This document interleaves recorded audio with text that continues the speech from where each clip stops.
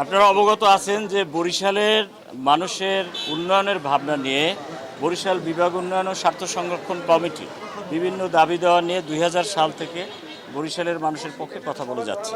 তারই ফলশ্রুতিতে পদ্মা সেতু মহায় বাস্তবায়ন, বরিশাল বিভাগ বিশ্ববিদ্যালয় সহ বিভিন্ন দাবি বাস্তবায়িত হয়েছে। এখনও বরিশাল বিভাগ উন্নয়ন ও বাস্তবায়ন কমিটি ২৭টি দফা নিয়ে বরিশাল মানুষের বিভিন্ন উন্নয়নের বিষয়ে ২৭টি দফা নিয়ে তারা কাজ করে যাচ্ছে, আন্দোলন সংগ্রাম করে যাচ্ছে। সেই পরিপ্রেক্ষিতে বর্তমান নবনির্বাচিত সরকারের প্রধানমন্ত্রী বিগত ৪ ফেব্রুয়ারি বরিশাল বেলপার্ক ময়দানে বরিশালের কিছু উন্নয়নের প্রতিশ্রুতি দিয়েছেন।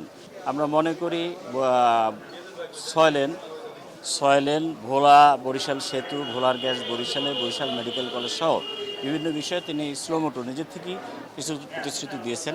কাজে এই নতুন সরকারের কাছে আমাদের বরিশালের মানুষের প্রত্যাশা, বরিশালের মানুষের পক্ষে দাবি যে আমাদের এই যে দাবি দেওয়াগুলো রয়েছে, বিশেষ করে ৬ লেন বরিশাল ভোলা ব্রিজ, বরিশালের ভোলার গ্যাস বরিশালে, বরিশাল মেডিকেল কলেজ সহ বিভিন্ন উন্নয়নের বিষয়ে বর্তমান সরকার যত্নশীল হবেন, আগ্রহী হবেন, অতি সত্বর আমাদের এই দাবি দেওয়া পূরণ করবেন। সে লক্ষ্যে আমরা জেলা প্রশাসকের মাধ্যমে বর্তমান সরকারের প্রধানমন্ত্রী মহোদয়কে অবহিত করেছি যে আমাদের এই স্টিমার সার্ভিস বিমান সহ এই দাবিগুলো অতি সত্বর বাস্তবায়নের জন্য আমরা আবেদন করেছি।